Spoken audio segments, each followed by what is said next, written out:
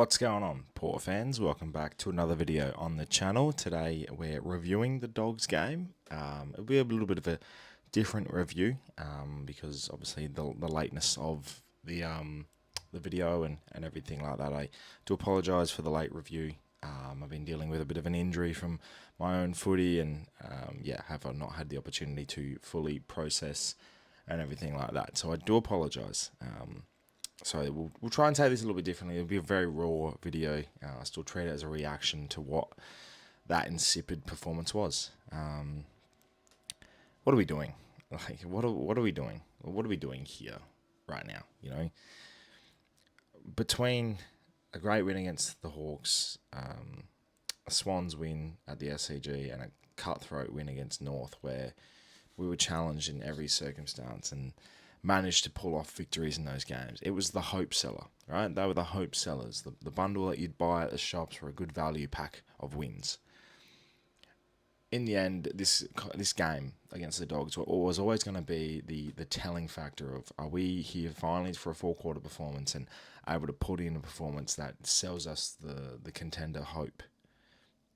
Or was it going to be the fallout of we're just making up numbers, we're not here to do anything?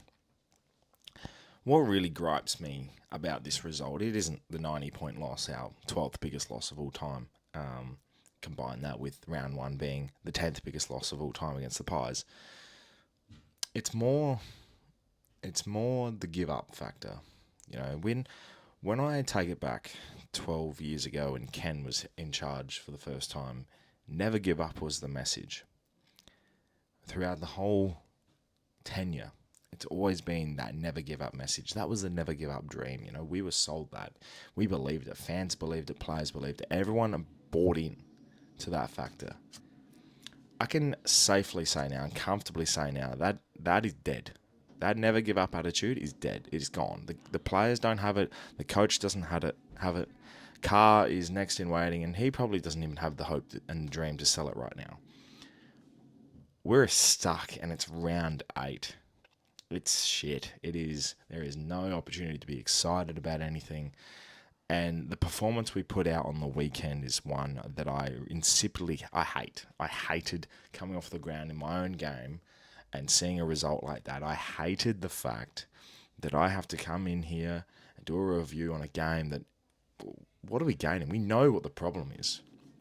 At this point in time, round 8, you're 4-4, percentage is low.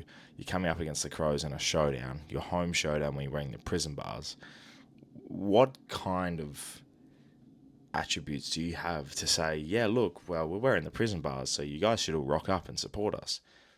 As a football club, and it's not just Ken, it's not just the players, as a football club, as a football department, we are soft and an embarrassment right now after that performance. You can only judge each thing week by week, but after 12 years, after countless amounts of changes and performances and interesting results throughout the time, I can safely say now this is done. This is dead. It's finished. Time to move on. It is time to say that's enough. Our next month, including the Dogs, was the Dogs, Crows, Cats, Freo before the bye. At this current point in time, I don't see us winning a single one. Freo losing to the Saints on the weekend, they could that Freo outfit would still beat us, and it's at Optus, so that makes it even better. The Cats at home, Indigenous round, the Crows in a showdown, like it's dire. As dire as Ballarat having 4,000 people there. I don't know why we played there in the first place, and that's not even an excuse. That's just a little drive-by to Ballarat and the Western Bulldogs, because I don't know why we're playing down there in the first place. But after that performance, you know, we didn't even we hardly touched the footy. That's what gets me. We hardly touched the footy. You know, we were down in over 100 possessions less. Contested work was poor. We just gave up. You know, when you're 20-odd points down at halftime and you really have no sort of opportunity, how can you kick 3 points for the rest of the game? Like, it's really painful, because other teams and other clubs have their losses. They go through this change, or this, you know, even like Carlton, when they were having their losses, they gave an opportunity. They gave themselves a chance to win. They're now 3-5, and whilst they had 3 great wins, including the one against the Cats, even their losses, besides the one on the weekend, they pretty much were in every game, and they had an opportunity to win some result. We're below Carlton on the scale of what their season has been to their fans, and their fans have been outrageously ridiculing their side, and we deserve to be doing the same. I throw out individual performances from players, and this is a whole football department loss. This isn't just the playing group on the weekend. Yeah, we didn't execute our style, we just gave up mentally, but there is no drive in this group at the moment, and there is no opportunity for players to really stand out. Joe Berry has 3 touches, gets subbed out tactically. Lachie Jones had 5. He had a bit of an injury concern. Jackson Mead is the definition of what this playing group is doing. He has a great performance when we're up high and doing well, but when the time gets tough, 7 touches in the game is find the footy. It's not even a role anymore. It is just get yourself in the game. Go back to simplistic styles and absolutely just play man on man and beat your opponent and get the footy. It doesn't happen. Ollie Lord had a quiet game. Jeremy Finlayson, I don't know why he's the sub. There's no spark in that sub. Your sub is a tactical sub. If you're going to make it, utilise it. That is not a spark. Willie Rioli is an interesting talking point because 2 goals, kicks the first 2 goals of the game, and then hardly is seen after that and has an interaction with Bailey Dale. Now he's being investigated for his apparently an abusive text message post. Willie Rioli needs a break from footy, if I'm honest. There's a lot of mental application around him at the moment. We talk about the Hawks and the hatred he had for them, and the publicity he got from that, had to take leave from the club, and this comes up. I'm sorry for whatever happened to Willie on the weekend, if so be it was personal or whatever the case may be. There's no need to send a text or a DM to an opposition player. Live and let live. Move on. Willie needs a break, a couple of weeks off, and it's a very important round coming up against the Cats, Indigenous round.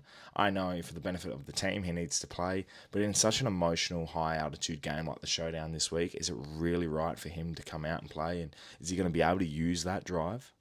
Going to be able to use that?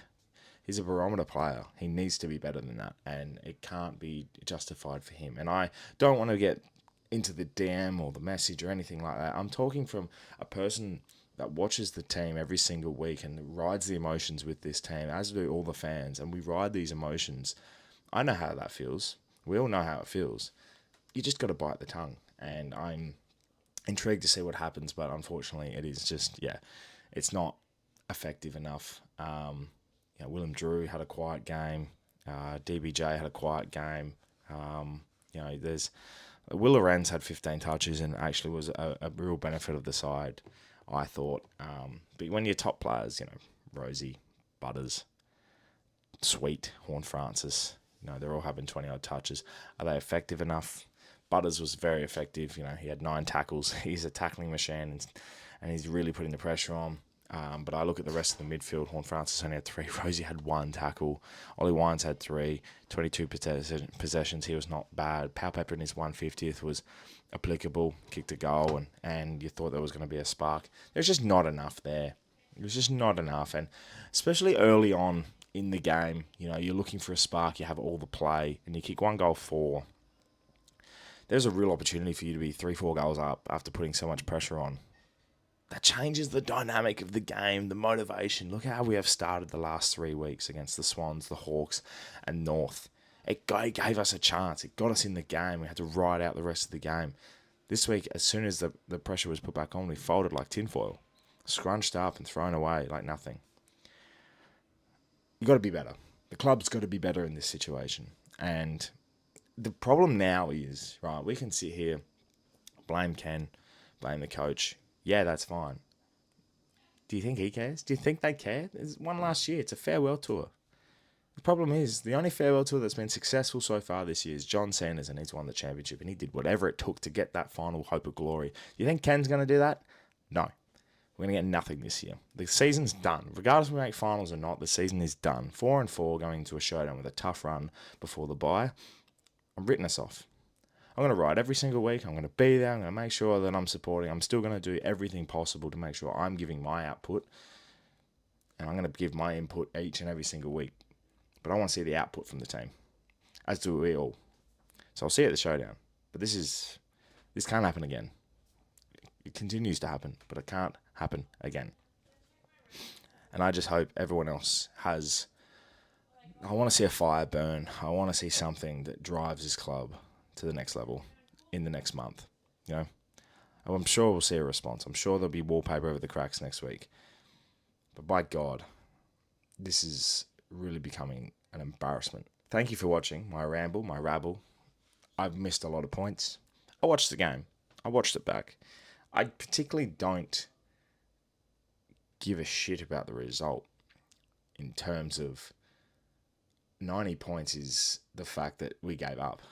It could have been 17 to 90. It wouldn't have mattered. The fact that we gave up halfway through the third quarter when there was an avalanche really pisses me off. That pisses me off more than any of the result. The result itself is what it is. But if they got to 70 points down, brought it back to 35, and I'd be like sitting here going, well, no, there's no excuse for it. It sucks. Really, it does. So let me know your thoughts in the comments below, Port fans. Would love to hear your thoughts. Congratulations to the Dogs. Showdown next week. And if you did want to know, my team lost as well. So that was fun. It's a real shit weekend for footy. And it's funny, I watched the first quarter before going out to play and everything on the weekend, and we were up at quarter time. So maybe me switching off was the problem. But we can point fingers, we can blame names, we can do whatever we like. It doesn't matter. It doesn't change the fact the result happened. It's going to move to next week. So thank you for watching. Subscribe to the channel if you're new for plenty more Port Adelaide and other content to come your way. My name's Anthony, and as always, count the pair.